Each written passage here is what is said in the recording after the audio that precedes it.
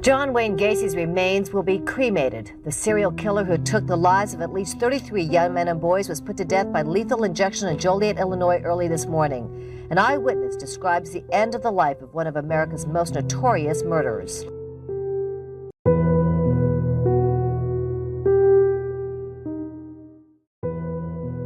In his suburban Chicago community in the 1970s, John Wayne Gacy was known for running a successful construction business, his involvement in local politics, and especially for entertaining young children at parades and hospitals as the Jolly Clown, Pogo. However, there were troubling signs behind the makeup for those who bothered to look.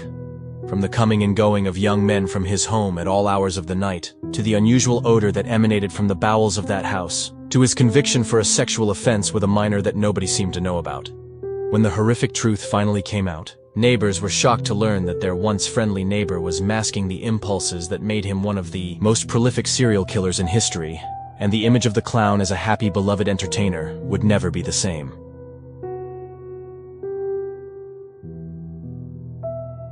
Gacy, a restaurant manager and a father of two in Waterloo, Iowa, sees his family man image shattered when two high school boys described to authorities how he served them alcohol, forced them to watch pornographic films, and initiated sexual contact. One also claims that Gacy attempted to strangle him. Gacy subsequently hires a high school senior to intimidate one of the boys into remaining silent, a move that backfires.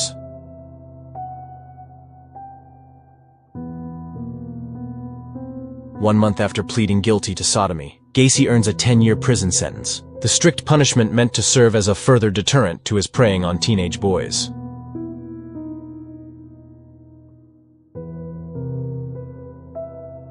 Reportedly a well-behaved prisoner, Gacy is allowed to leave the Iowa State Reformatory for Men at Anamosa after just 18 months. Divorced from his wife, and his abusive father now deceased, he moves to his hometown of Chicago to live with his mother.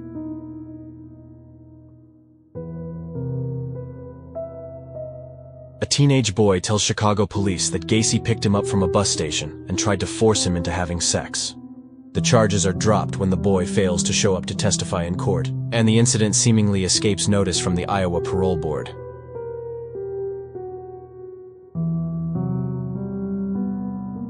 Needing a larger space to operate his new construction business, PDM Contractors, Gacy and his mother move into a house at 8213 West Summerdale Avenue in Norwood Park Township.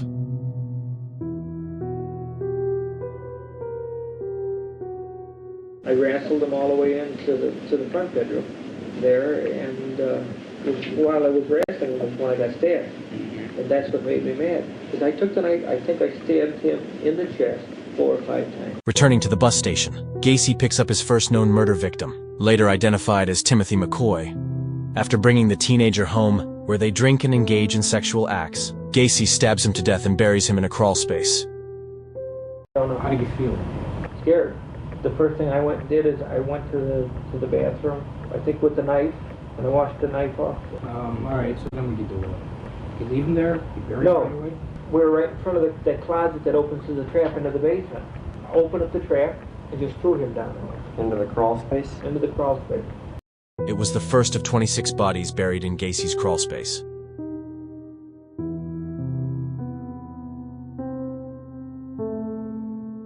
Gacy marries Carol Huff, a childhood friend.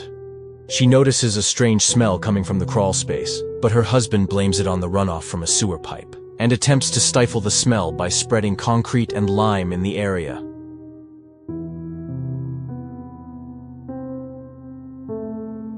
It's his second victim. What happened to what happened in the Bukovic case? Where was he picked up, and how did he get to the house, and what happened with him? I don't want to go into the other the 5 that I know about. Just take it that I didn't. Bukovic is not one that I killed, so I don't know nothing about him. The little bit that I know about him is that he was an employee of mine. See, when you look about this recall business, and I'm not a prosecutor, John, but you just I know said you're not. Bukovic Wait a minute. is not one that you killed, which suggests that maybe in fact there were others that you did kill. I mean, I'm not. Okay, I'm sorry if I led you to believe. No, strike it then. That is wrong. John Butkovich, one of the many young men and teenagers hired for PDM Contractors, disappears after a heated confrontation with Gacy over unpaid wages. His car is found near his parents' home the following day with the key in the ignition.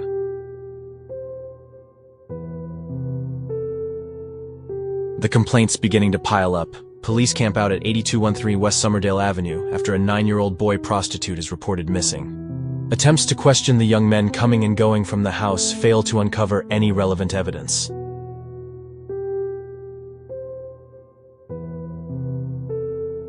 Already living alone, Gacy has his separation from Carol formalized with their divorce. During this time, he begins appearing more frequently around town as his alter ego, Pogo the Clown. He also picks up the pace on his murderous spree, claiming another 24 victims from April 1976 through the end of 1977.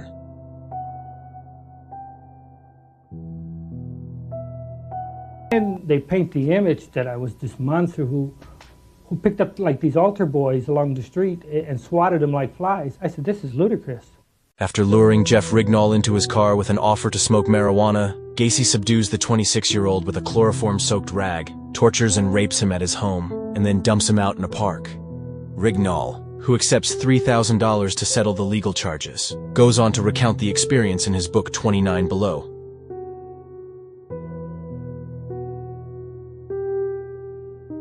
When 15-year-old Robert Peast goes missing after telling his mom he intends to see someone about a high-paying job, police follow the trail of witnesses to Gacy's home.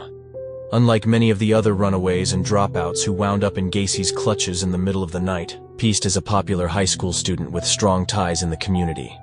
Gacy's lawyer later theorizes that his client began getting more careless about his killings with the hope of getting caught.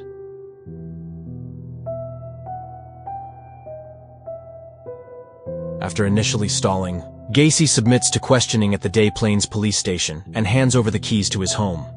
When investigators find a receipt linked to Peast, Gacy is put on around-the-clock surveillance.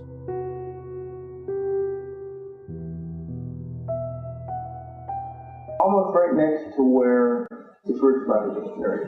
In fact, it was deep because the trench was deep and I didn't bury it all the way up level with the concrete.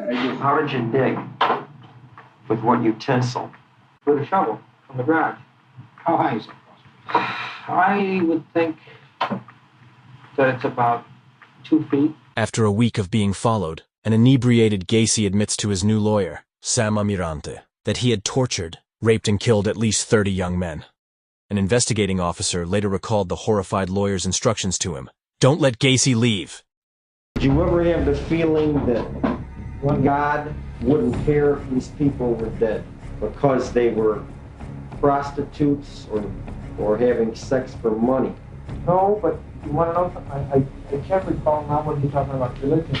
I can recall more than once that I wasn't afraid. After they were dead? But when I found them in the morning. Not pray for me, but pray for them for being such a lost soul. You know, he's so stupid.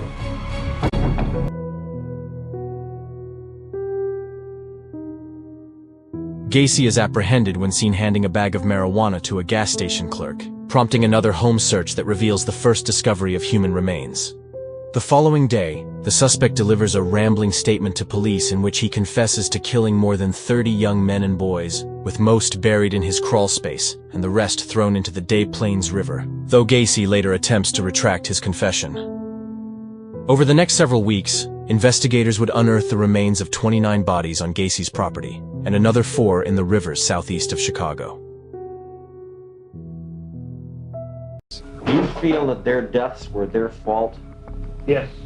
There's not one of them that didn't die that I'm aware of that didn't die through their own hands or through their own wrongdoing. If you want to say that I tempted them or put them in temptation, yes. Because understand this, everybody that came to my house, there was never a struggle and nobody was ever forced into my house. Everybody came to my house willingly, understandingly, and knowingly what was going on.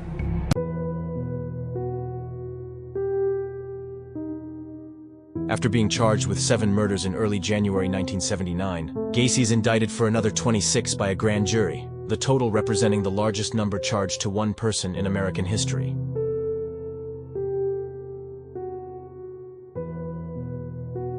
The 5-week-long trial features the gut-wrenching testimony of Rignall, who vomits on the stand after recalling the tortures enacted on him. and the forensic experts who explain how most of the victims died by way of a rope tightened around their necks. Entering a plea of insanity against their client's wishes, the defense calls on Gacy's mother and sister, who recount the physical and emotional abuses inflicted by his father, as well as several medical witnesses to confirm their findings of Gacy's mental disturbances. However, the state argues that Gacy was fully capable of comprehending his crimes, with prosecutor William Kunkel dramatically dropping photos of each known victim into the trapdoor of Gacy's crawlspace, brought to the courtroom as evidence during his closing arguments.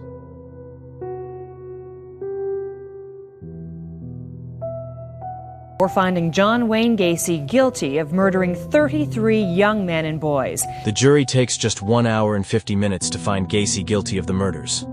The following day, the same jury takes 2 hours and 15 minutes to impose the death penalty, drawing applause from onlookers. Afterward, Judge Louis B. Garippo thanks the jury, noting, whatever the cost of the trial, it was a small price. What we do for the John Gacys of this world, we will do for everyone.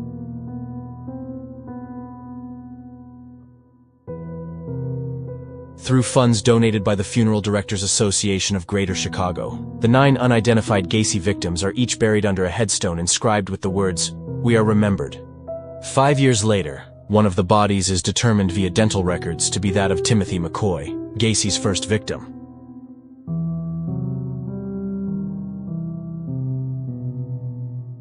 People don't want to know the truth and the honesty of it. If they want to be convinced or brainwashed into what they believe, then fine, then go ahead and kill me. But vengeance is mine, saith the Lord, because you will have executed somebody that didn't commit the crime. The High Court rejects Gacy's assertion that his death sentence amounts to cruel and unusual punishment, though dissenter Thurgood Marshall acknowledges that the case raises legitimate constitutional questions, paving the way for Gacy's appeals to drag on for close to another decade.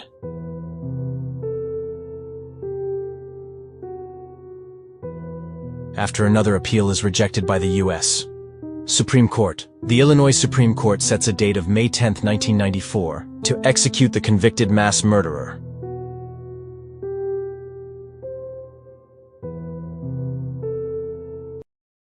"14 years after he was convicted for the torture murder of 33 young men and boys, John Wayne Gacy has been executed. He died early this morning of a lethal injection in an Illinois prison.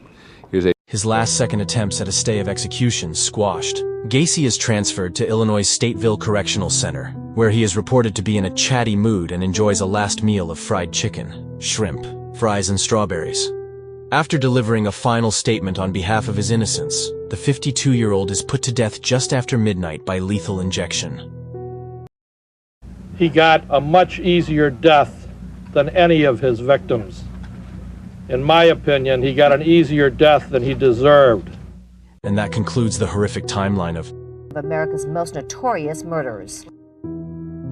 Please leave a like and subscribe for more thrilling crime stories. Thank you.